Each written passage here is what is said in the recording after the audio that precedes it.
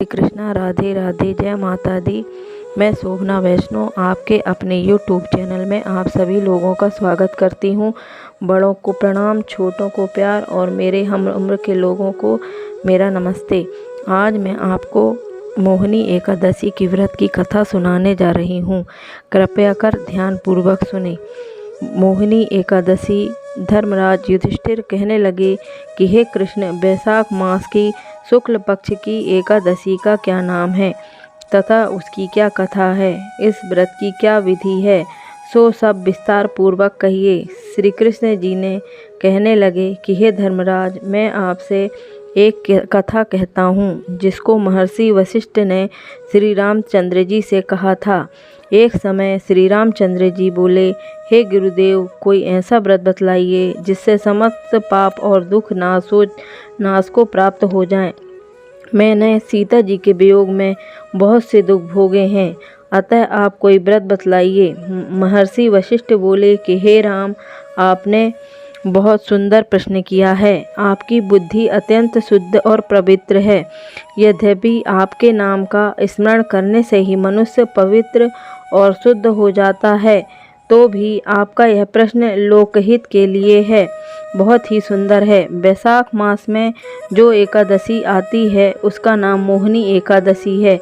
इस एकादशी का व्रत करने से मनुष्य सब पापों तथा दुखों से छूटकर मोह जाल से मुक्त हो जाता है। अतः यह व्रत दुखी मनुष्यों को अवश्य करना चाहिए। इससे मनुष्य के सब पाप और दुख नाश हो जाते हैं। अब आप इसकी कथा ध्यानपूर्वक सुनिए। सरस्वती नदी के किनारे भद्रावती नामक एक नगरी थी। वहाँ ध्रुतिमान नामक चंद्रवंशी राजा राज्य करता था। इसी नगरी में धन धान्य से पूर्ण पुण्यवान धनपाल नामक एक वैश्य भी रहता था। वह अत्यंत धर्मात्मा एवं विष्णु भक्त था। उसके नगर में अनेक भोजनालय, प्याऊ, कुआं, सरोवर, धर्मशाला आदि बनवाए थे और सड़कों पर आम, जामुन, नीम आदि के अनेक वृक्ष लगवाए थे। उस वैश्य के 5 पुत्र थे, सुमना, सद्बुद्धि, मेधावी, सुकृति और धृष्ट बुद्धि। इनमें धृष्ट बुद्धि नाम वाला 5वां पुत्र महापापी था।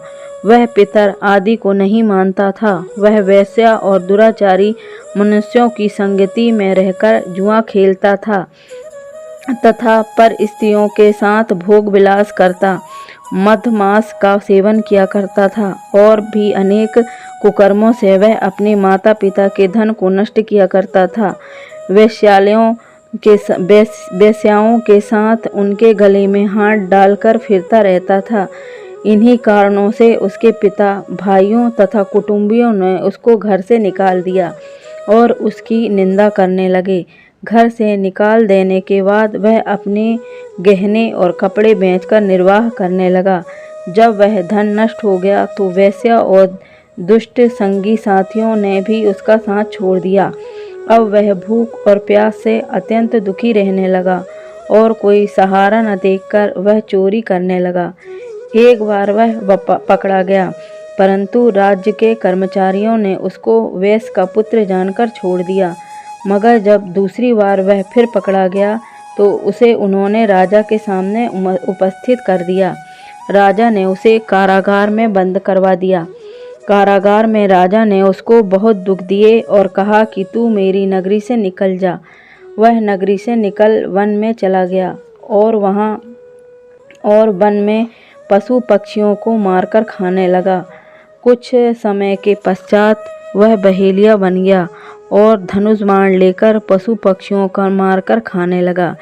एक दिन वह भूख और प्यास से दुखित होकर खाने की खोज में फिर रहा था कि कौंडिल्य ऋषि के आश्रम पर पहुंच गया। उस समय वैशाख मास था और कौंडिल्य ऋषि गंगा स्नान करके आ रहे थे। उनके भीगे वस्त्र के छींटे पड़ने से उसको कुछ सुबुद्धि प्राप्त हुई और वह मुनि के सामने हाथ जोड़कर कहने लगा कि हे मुनि, मैंने अपने जीवन में बहुत भारी पाप किए हैं। आप उन पापों से छूटने का कोई साधारण और बिना धन का उपाय बतलाइए। उसके दीन वचन सुनकर ऋषि कहने लगे कि ध्यान देकर सुनो, तुम वैशाख शुक्ला एकादशी का व्रत करो। इस एकादशी का नाम मोहिनी है और इससे तेरे सब पाप नष्ट हो जाएंगे। मुनि के वचन सुनकर वह अत्यंत प्रसन्न हुआ और उनके द्वारा बताई गई विधि के अनुसार उसने मोहिनी एकादशी का व्रत किया। हे राम, इस व्रत के प्रभाव से उसके सब पाप नष्ट हो गए और अंत में वह गरुड़ चढ़कर विष्णुलोक को गया। इस व्रत से मोह आदि सब नष्ट हो जाते हैं। संसार में इस व्रत से श्रेष्ठ और कोई अन्य व्रत नहीं है।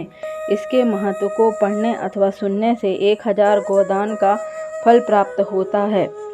बोलिए विष्णु भगवान की जय। अगर आपको मेरी कथा पसंद आई हो तो प्लीज़ लाइक करें, शेयर करें और सब्सक्राइब करें। धन्यवाद। प्लीज़ मुझे सपोर्ट करें।